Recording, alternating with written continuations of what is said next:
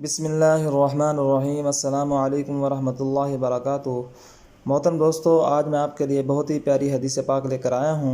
इस पर आपने ख़ुद भी अमल करना है और दूसरे लोगों को भी ज़्यादा से ज़्यादा शेयर करना है ताकि हमारे लिए निजात का ज़रिया बन सके। तो आइए शुरू करते हैं।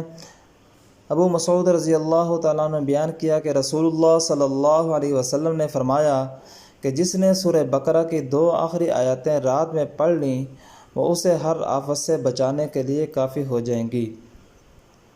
तो इसलिए हम सब इस बात का एहतमाम करें कि रात को सोने से पहले सूरह बकरा की आखिरी आयतें भी पढ़ें, पहली आयतें भी पढ़ें, आयतुल कुर्सी पढ़ें और आखिरी 4 कुल पढ़ें ताकि अल्लाह तबारक व तआला हर मुज़ी जानवर से, चोर डाकू से हमारी हिफाजत फरमाए।